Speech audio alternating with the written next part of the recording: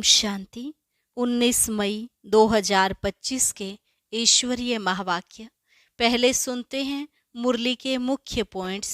बाबा ने कहा, इस समय सभी रॉन्ग रास्ते पर हैं, लेकिन तुम्हें बाप द्वारा राइट रास्ता मिला है। बाप तुमको सच्चखंड का मालिक बनाते हैं, तो उनकी मत लेनी चाहिए। अपनी मत पर चलेंगे तो धोखा खाएंगे। फिर बाबा ने कहा, 84 का चक्र लगाकर अभी तुम श्याम बने हो।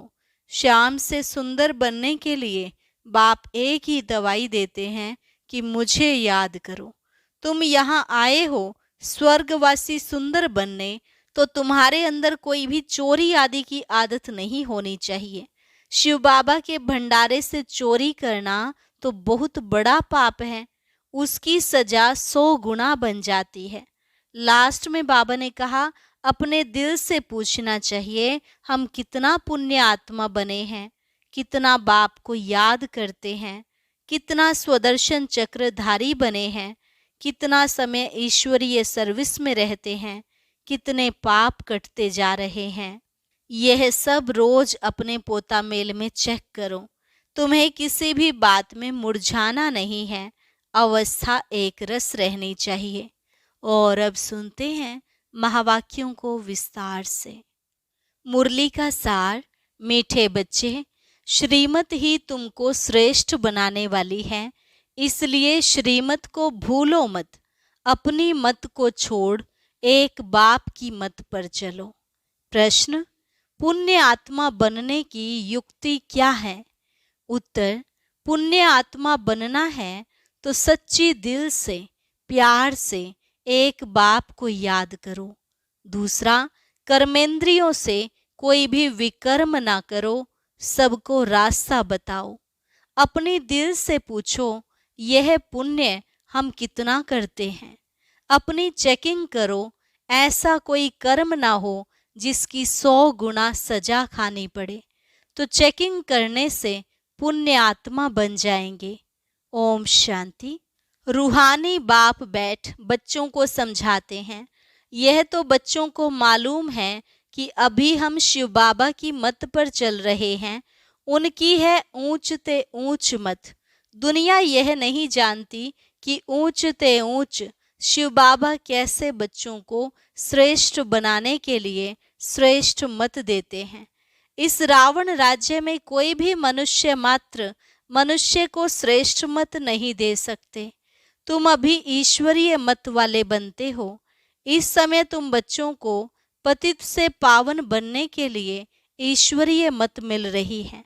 अभी तुमको पता पड़ा है, हम तो विश्व के मालिक थे। यह ब्रह्मा जो मालिक था, उनको भी पता नहीं था। विश्व के मालिक फिर एकदम पतित बन जाते हैं। यह खेल बहुत अच्छी रीति बुद्धि से समझने का है।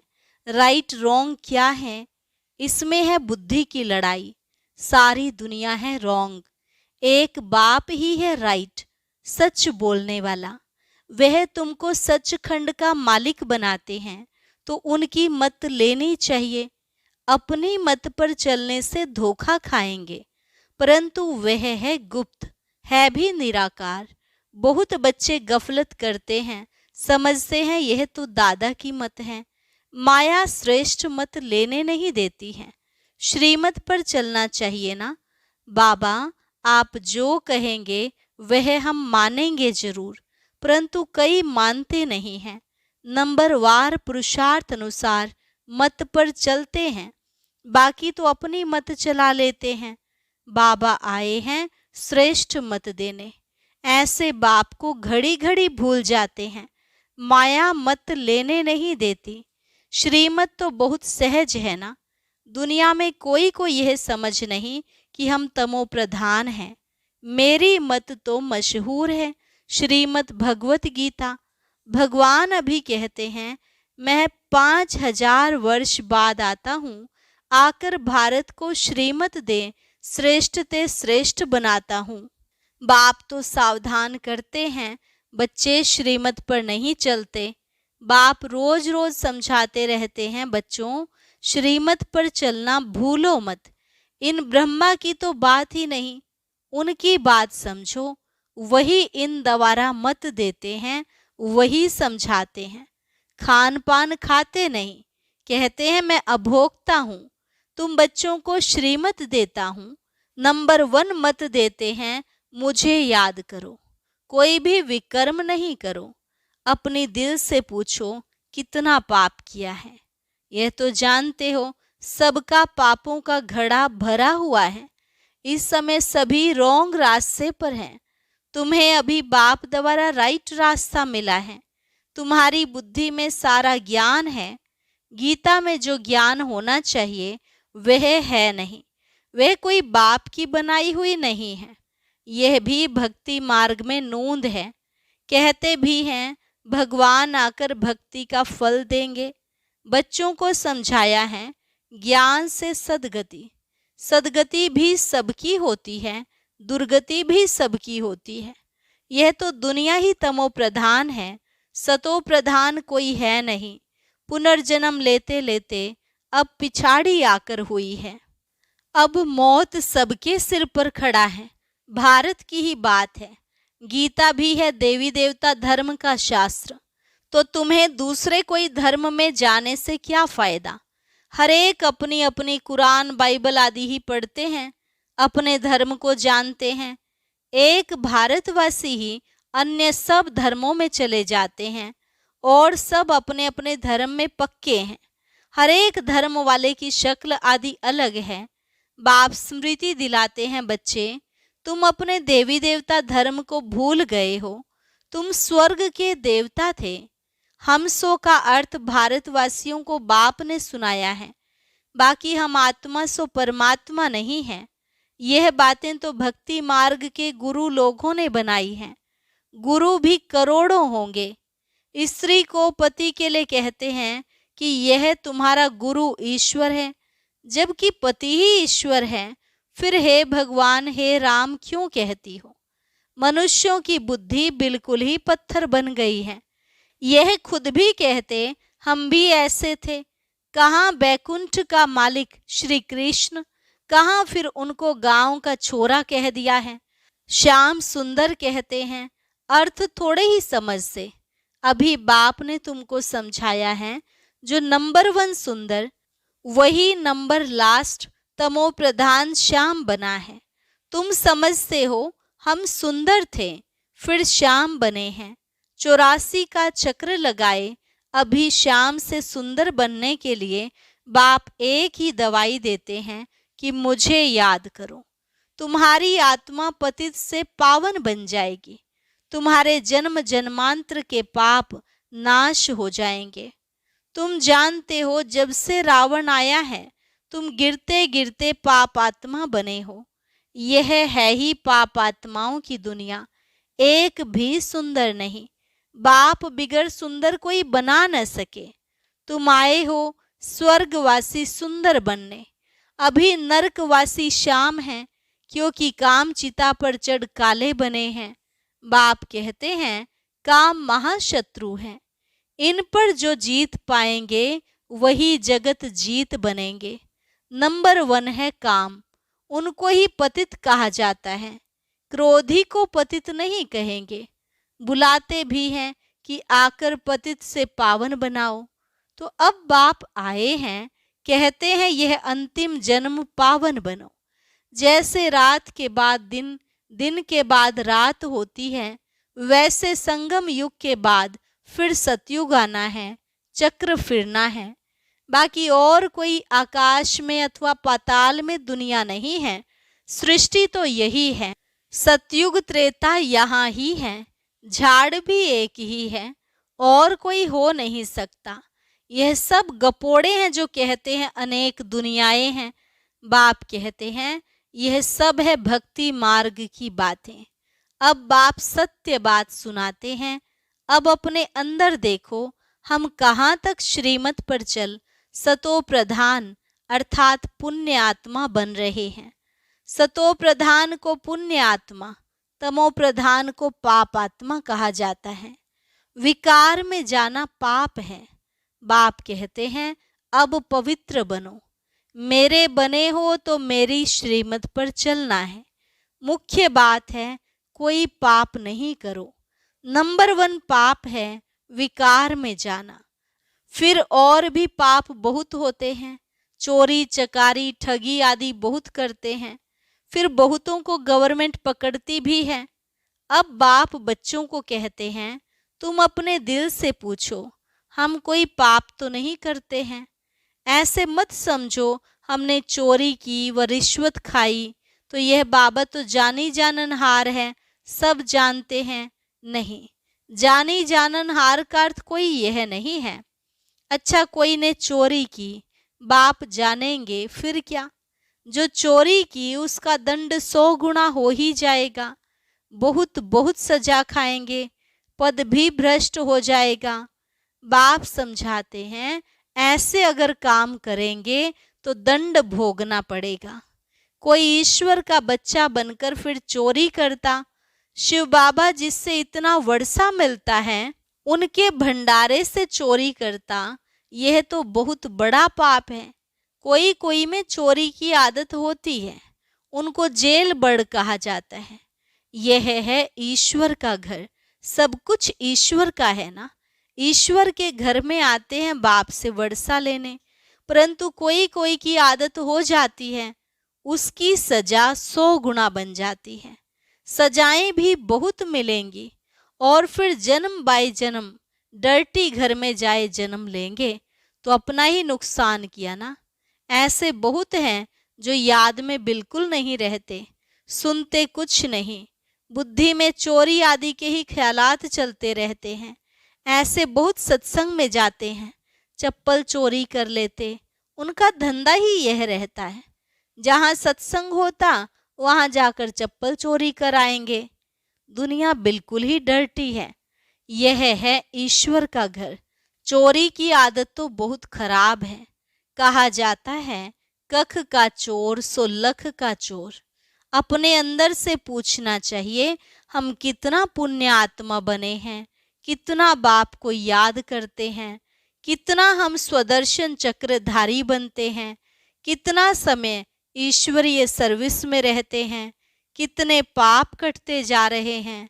अपना पोता मेल रोज देखो, कितना पुण्य किया, कितना योग में रहा, कितनों को रास्ता बताया। धंधा आदि तो भल करो, तुम कर्म योगी हो, कर्म तो भले करो। बाबा यह बैजेस बनाते रहते हैं, अच्छे अच्छे लोगों को इस पर समझाओ। इस महाभारत लड़ाई द्वारा ही स्वर्ग के गेट्स खुल रहे हैं। श्री कृष्ण के चित्र में नीचे लिखत बड़ी फर्स्ट क्लास है, परंतु बच्चे अभी इतना विशाल बुद्धि नहीं हुए हैं। थोड़ा ही धन मिलता है तो नाचने लग पड़ते हैं। कोई को जास्ती धन होता है तो समझते हैं हमारे जैसा कोई नहीं होगा। जिन बच्चों को बाप की परवाह नहीं, उन्हें बाप जो इतना अविनाशी ज्ञान रत्नों का खजाना देते हैं, उसकी भी कदर नहीं रहती है। बाबा एक बात कहेगा, वह दूसरी बात कर लेते। परवाह न होने के कारण बहुत पाप करते रहते हैं। श्रीमत पर चलते नहीं, फिर गिर पड़ते हैं। बाप कहेंगे यह भी ड्रामा, उनकी तकदीर में नहीं है। बाबा तो जानते हैं ना, बहुत पाप करते हैं। अगर निश्चय हो कि बाप हमको पढ़ाते हैं तो खुशी रहनी चाहिए ना। तुम जानते हो हम भविष्य नई दुनिया में प्रिंस प्रिंसेस बनेंगे तो कितनी खुशी रहनी चाहिए, परंतु बच्चे तो अभी तक भी मुरझाते रहते हैं। वह अवस्था ठहरती नहीं है।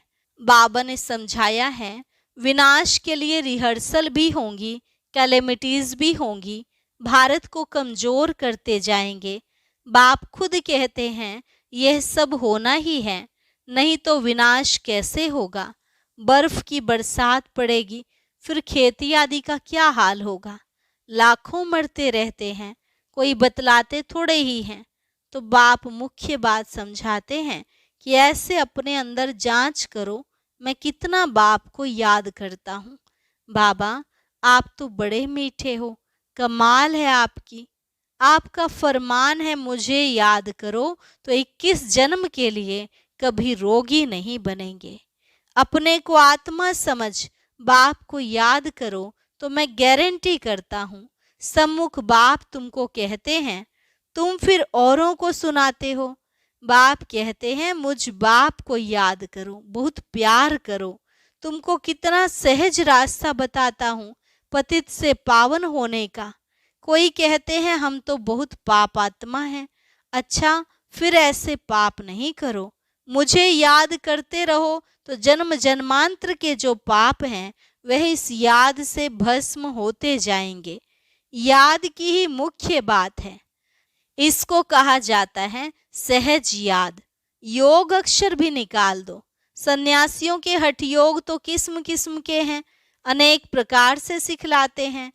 इस बाबा ने गुरु तो बहुत किए हैं ना, अभी बेहद का बाप कहते हैं इन सब को छोड़ो, इन सब का भी मुझे उद्धार करना है।